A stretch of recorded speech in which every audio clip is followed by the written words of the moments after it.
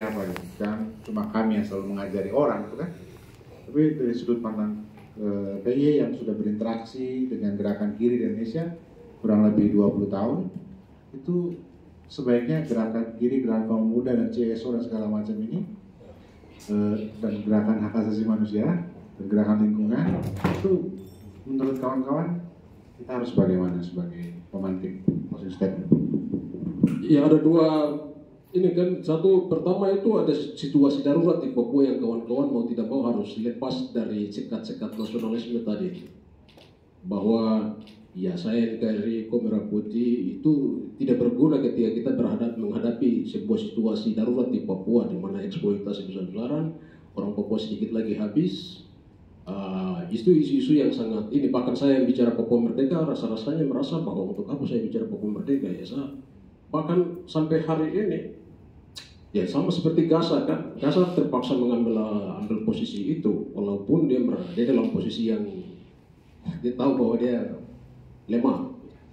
TPN mengambil alih posisi itu walaupun dia tahu bahwa dia pakai anak panah, hanya pakai apa itu 12 AK-47 M16, yang dia tahu bahwa dia menyerang itu sama dengan dia bunuh diri begitu.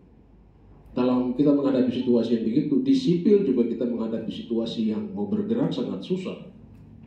Dan kalau kawan-kawan bersepakat soal kemanusiaan, bersepakat soal bagaimana orang Papua yang disebut ras kulit hitam, ras ini sebuah ras manusia, bangsa manusia yang dia juga punya hak untuk berdiri sendiri, merdeka sendiri atas dia punya tanah sendiri, yang dia punya potensi untuk mengembangkan diri, termasuk bagaimana mendirikan negaranya dan hidup bersama-sama dengan kawan-kawan dan bangsa-bangsa lain di dunia. Kalau kawan-kawan bersepakat dengan itu, Papua Merdeka itu adalah hal yang kawan-kawan harus dukung begitu. Tapi kalau kawan-kawan punya alternatif mendukung Indonesia itu baik bagi masa depan Papua, ya silakan. Tapi kalau hari ini bahkan data-data di Indonesia membuktikan itu, bahwa Papua di dalam Indonesia tidak punya masa depan. Saya pribadi memutuskan itu. Bukan dalam pandangan yang sentimen yang tadi ras, tidak, tetapi dalam pandangan saya menyayangi bangsa saya tidak boleh habis, hutan saya tidak boleh habis. Dalam pandangan itu saya merasa bahwa kawan-kawan punya tugas. Ketika kawan-kawan melandasi perjuangan ini di dalam landasan-landasan ideologis, sudah menjadi tugas kawan-kawan untuk bantu. Wajib bagi kawan-kawan untuk bantu perjuangan kawan-kawan di Papua. Isu pertama memang isu yang darurat. Yang kedua yang tadi saya kasih tahu bahwa itu perjuangan Papua ya perjuangan ideologis. Kami merasa bahwa pembebasan nasional kami itu adalah bagian dari pembebasan yang lebih luas.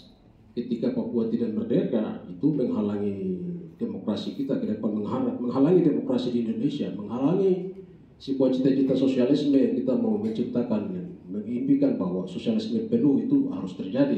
Gitu.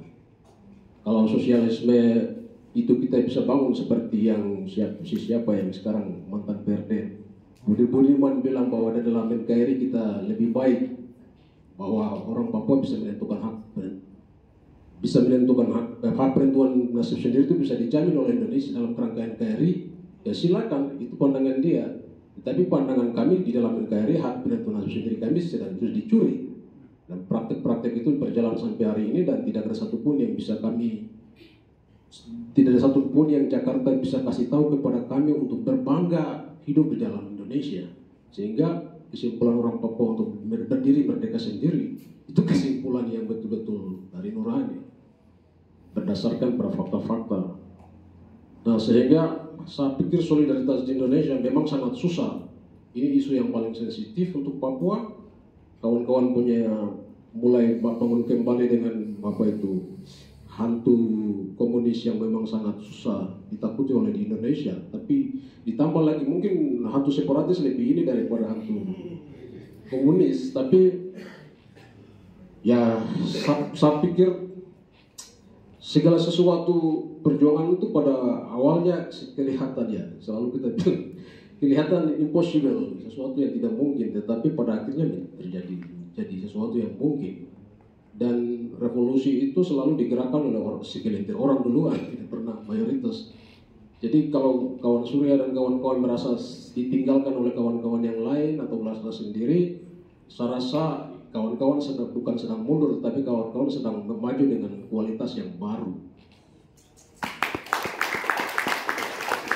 Ya, itu saja yang bisa saya sampaikan dan terima kasih. Mungkin saya tidak bisa jawab apa yang kawan-kawan tadi tanya. Tapi saya mau sampaikan terima kasih selama saya di penjara, kawan-kawan punya solidaritas, dukungan, bukan saja untuk, saya tahu kawan-kawan berdukungan bukan untuk saya saja, tapi untuk perjuangan bangsa saya, bangsa Papua. Terima kasih. Baik teman-teman, semoga kawan Victor Yaymo tidak mencetak kuadrik di dalam penjara, cukup